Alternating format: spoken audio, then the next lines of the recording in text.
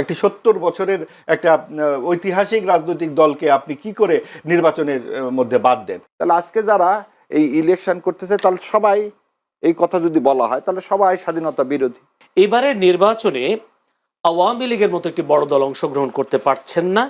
আওয়ামী লীগ ছাড়া এই নির্বাচনকে যদি হয় বা কিভাবে বিশ্লেষণ করবেন আওয়ামী লীগ ছাড়া এই যে নির্বাচন 12 ফেব্রুয়ারি নির্বাচন? জি ধন্যবাদ, শুভেচ্ছা। আসলে এটা তো বেশ একটি অনেক দিনের পুরনো বিতর্ক, কারণ শুরু থেকেই এই বিষয়ে অনেক দ্বিধাদ্বন্দ্বের ব্যাপার ছিল। সরকার তো একটি অবস্থান নিয়েছেন যে গণ অভ্যুত্থান যে ঘটনাটি 24-এ ঘটে গেছে 5ই আগস্টে, সেটা তো একটা মূর্তিমান সত্য, এবং সেখানে আওয়ামী লীগের ভূমিকা সম্পর্কে কারোই কোনো দ্বিমত নাই, এবং সেই নেতৃত্ব যারা সরাসরি হত্যাকাণ্ডের সঙ্গে জড়িত। তো একটা বিষয় ছিল যে এটা যেমন সত্য, আবার এও সত্য যে আওয়ামী লীগের সকল কর্মী, সমর্থক, নেতা এই হত্যাকাণ্ডের সাথে জড়িত ছিলেন না। তাদের অবস্থাটা কি হবে এই ভোটে?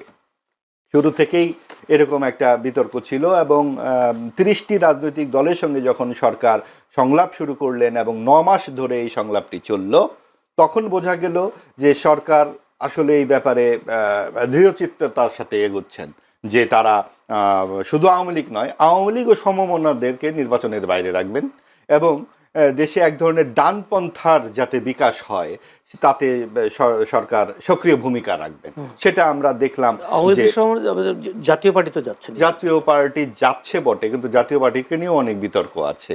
14 দল, আপনার সিপিবি সহ বাম দলগুলো 30 জুলাই থেকে আলোচনা থেকে উঠে চলে গেল, যে ধর্মনিরপেক্ষতা ও সমাজতন্ত্র এই আপনার সংস্কার আলাপ থেকে যখন সিদ্ধান্ত হলো সংবিধান থেকে বাদ যাবে, তো এই বিষয়গুলো নিয়ে তারা আর এগুলো না। এবং আপনি দেখুন যে গণ অভ্যুত্থান থেকেই সরকারটি এলো, এবং গণতন্ত্র, বাক স্বাধীনতার জন্যে গণ অভ্যুত্থানে সকলেই অংশগ্রহণ, কোনো দলমত নির্বিশেষে সকলে ছিল। তখন কিন্তু এই আপনার ধর্ম নিরপেক্ষতার বিরুদ্ধে কেউ বলেনি এই আন্দোলনে। তাহলে সরকার এটি পেল কোথায়? আমাদের বাংলাদেশের যেই মুক্তিযুদ্ধ জাত চেতনা, গণতন্ত্র এবং আপনার বাকস্বাধীনতার পাশাপাশি সেই 4টি স্তম্ভের প্রধান 2টি স্তম্ভই কিন্তু সরকার বিসর্জন দিয়ে দিল। এই ম্যান্ডেট সরকার পেল কোথায়? 30টি রাজনৈতিক দলই কি বাংলাদেশ? সেই 30টি রাজনৈতিক দলের 7-8টি বাদে আমরা অধিকাংশ দলের দ্বিতীয় বা তৃতীয় ব্যক্তির নামই জানি না। অর্থাৎ পুরো বাংলাদেশ এই আলোচনাটিতে অনুপস্থিত ছিল। তারপরেও বাস্তবতা হচ্ছে যে বাংলাদেশের যে সংকট চলছে, বিভিন্ন দেশে আমাদের এখানে ভিসা নিয়ে সমস্যা হচ্ছে, আমাদের বাংলাদেশের ভাবমূর্তি নষ্ট হয়ে গেছে। আজকে বাংলাদেশের পাসপোর্টের অবস্থান দাঁড়িয়েছে 100 নম্বর 106টি দেশের মধ্যে। এই যে তলানিতে পড়ে যাচ্ছে বাংলাদেশের ভাবমূর্তি, এই জায়গা থেকে উদ্ধারের একটি পথ, একটি সুষ্ঠু, অবাধ, অন্তর্ভুক্তিমূলক নির্বাচন, এবং এই নির্বাচনের মাধ্যমে এটাই গণতন্ত্রের প্রথম ধাপ, এবং সেখানে আমরা 12ই ফেব্রুয়ারিতে আশা করে পৌঁছে যাচ্ছি। সব কিছুর পরেও এটা তো আর এমন ঘটনা নয় যে এটাই সর্বশেষ নির্বাচন।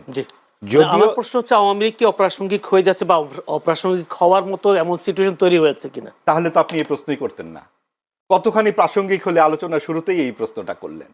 তার মানে বারবার যখন আওয়ামী লীগের কথা বলা হচ্ছে, বারবার যখন বলা হচ্ছে এটা অপ্রাসঙ্গিক কিনা, তার মানে তো প্রাসঙ্গিক। যদি আওয়ামী লীগ অপ্রাসঙ্গিক থাকতো তাহলে তো আলোচনারই প্রয়োজন পড়তো না। সব কিছুর মধ্যে কেন শুরুতেই আওয়ামী লীগের কথা আসতেছে? কাজেই আওয়ামী লীগ যেমন অপরাধ করেছে এটাও সত্য, আবার আওয়ামী লীগ মুক্তিযুদ্ধের নেতৃত্ব দানকারী। একটি 70 বছরের একটা ঐতিহাসিক রাজনৈতিক দলকে আপনি কি করে নির্বাচনের মধ্যে বাদ দেন? তাহলে তো জামাতে ইসলামীর ভূমিকাটিও এখানে আলোচনায় আসতে হবে, যে 71 সালে তাদের ভূমিকা কি ছিল। তাকে যদি আপনি নিতে পারেন তাহলে আওয়ামী লীগকে কেন অন্তর্ভুক্তি করতে পারলেন না?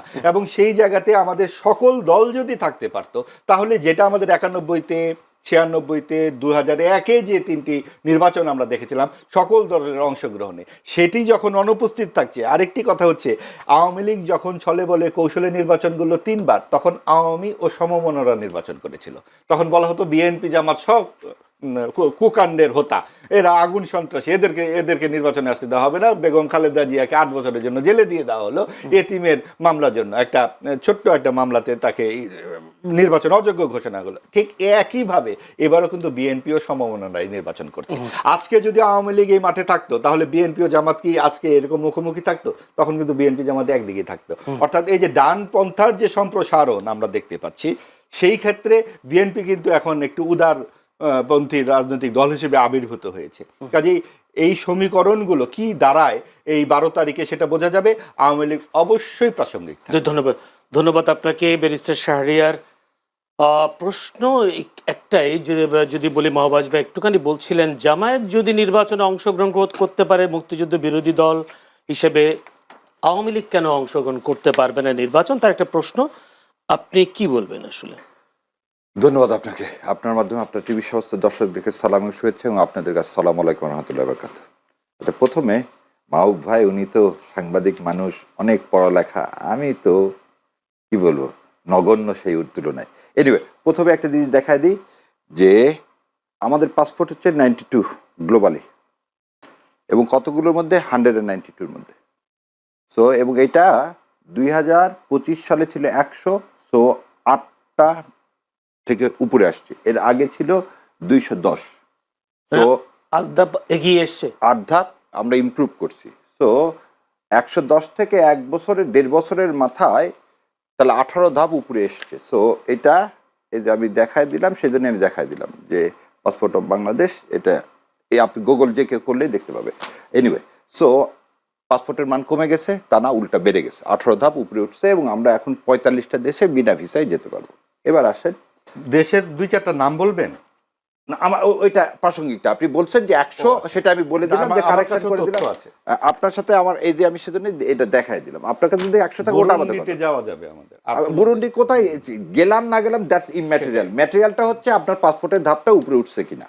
সো ওই জন্য একটু বললাম যে আমরা যখন আসছি ভাইয়ের সাথে তো বসছি, ওই জন্য একটু ইয়ে করে হয়তো কথা বলতাম। দ্বিতীয় কথা, আপনি যে প্রশ্ন করছেন সেই প্রশ্ন, 2টা বয়ান তৈরি করা হচ্ছে। একটা বয়ান হচ্ছে আওয়ামী লীগ, নিরীহ আওয়ামী লীগ, আওয়ামী লীগ এবং নিরীহ আওয়ামী লীগ। সো মুজিববাদের মধ্যে নিরীহ মুজিববাদ আর মুজিববাদ বলে কোনো কিছু আমার কাছে নাই, এবং আমি যেগুলো বলতেছি এগুলো সব আমার পার্সোনাল ওপিনিয়ন বলতেছি। দ্বিতীয় কথা, ভাই আর একটা কথা বলছেন এখানে, ধর্মনিরপেক্ষতা এবং সমাজতন্ত্র, এই দুটা হচ্ছে পিলার। এই 2টা পিলার হচ্ছে ইন্ডিয়ান ক্রাফটের। এটা আমি সব জায়গায় বলছি, এটা হচ্ছে পুরাতন কথা, এটা নতুন কথা না। এবার আপনার প্রশ্ন উত্তর দিই, বাংলাদেশ জামাতে ইসলামী যদি ভোট করতে পারে, তাহলে আওয়ামী লীগ কেন পারবে না? তো জামাতে ইসলামের বিরুদ্ধে, তার আর একটা জিনিস বলে দিতে, আর তার আগে আর একটা উত্তর দিয়ে দিই। ভাই বলছিলেন যে আওয়ামী লীগ ও সমমনা, আওয়ামী লীগ ও সমমনা, জাতীয় পার্টি 248টা সিটে কন্টেস্ট করতেছে, এবং জাতীয় পার্টি না বললেন 14 দলের কথা, আনাসের মঞ্জুর সাহেব, আনিসুল হক মাহমুদরা এনডিএফ বলে ন্যাশনাল ডেমোক্রেটিক ফ্রন্ট করছে। সো সেখানেও তারা কিন্তু করতে পারছে। সো এই কথা বলা যাবে না যে এটা একটা ইনক্লুসিভ না। এই সুজাতা সিং এর মতো যে কথাটা, সুজাতা সিং জাতীয় পার্টিকে নিয়ে এসে 13 সালে বলছিল লেজিটিমেসি, ভারতের লেজিটিমেসি না পাইলেই আমাদের ইলেকশন লেজিটিমেসি হবে না, এটা না। এখন যে তর্কটা নতুন করে করা হতে চাচ্ছে যে জামাতে ইসলাম আসছে বলে আওয়ামী লীগ আসবে, আমি যদি এখন বলি, বিএনপি তো মুসলিম লীগ এবং বামফ্রন্ট, যে জাদু মিয়ারা যারা মুক্তিযুদ্ধকে সমর্থন করেন, তাদের সমন্বয় তো বিএনপি। তাহলে আজকে যারা এই ইলেকশন করতেছে, তাহলে সবাই, এই কথা যদি বলা হয়, তাহলে সবাই স্বাধীনতা বিরোধী। আর যেটা ভাই বললেন যে আওয়ামী লীগ স্বাধীনতা নেতৃত্ব দান করছে, আমার কাছে এখানে যে বাংলাদেশের সমস্ত মানুষ নেতৃত্ব দান করছে স্বতঃস্ফূর্তভাবে, যেভাবে 24-এর এই দ্বিতীয় স্বাধীনতায় আপামর জনসাধারণ, ছোট্ট বাচ্চা থেকে বৃদ্ধ পর্যন্ত অংশগ্রহণ করছে, খালি ফ্যাসিস্টকে সরানোর জন্য না, ভারতীয় আধিপত্যবাদের বিরুদ্ধে। এবং আমাদের সেই 71 সালের মুক্তিযুদ্ধটাও ছিল পাকিস্তানের হাত থেকে নিজেদেরকে রক্ষা করা এবং ভারতীয় আধিপত্যবাদের মধ্যে পড়ে না যাওয়া।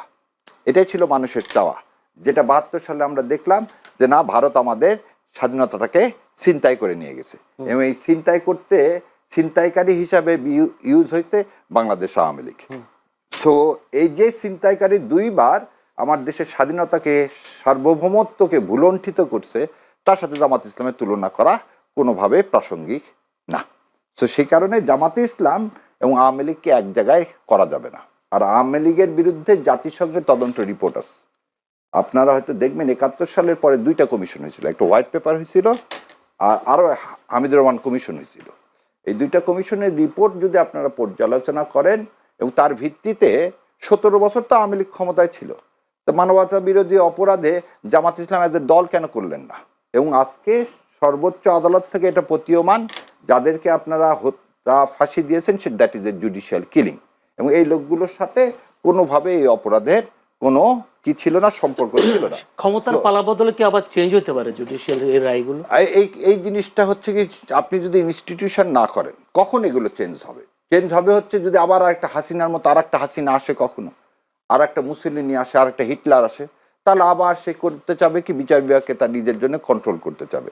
আর যদি সেটা না করতে চাওয়া হয়, ভাই আমাদের সবার একটা স্বপ্ন হচ্ছে একটা বাংলাদেশ, যে বাংলাদেশটা দাঁড়িয়ে থাকবে আত্মমর্যাদার সাথে, যে বাংলাদেশে ক্রিকেটরা খেলতে পারবে সারা পৃথিবীর সাথে, যে ক্রিকেট খেলার জন্য কোনো দেশের উপর আমাকে কি করতে হবে না, আমার উপরে তাকে তোষামত করতে হবে না। এবং আজকের যে বাংলাদেশ, খেললাম না তোমার T20, কিন্তু তারপরে আমি তোমার আধিপত্যবাদ মেনে নিব না, এটা হচ্ছে বাংলাদেশ।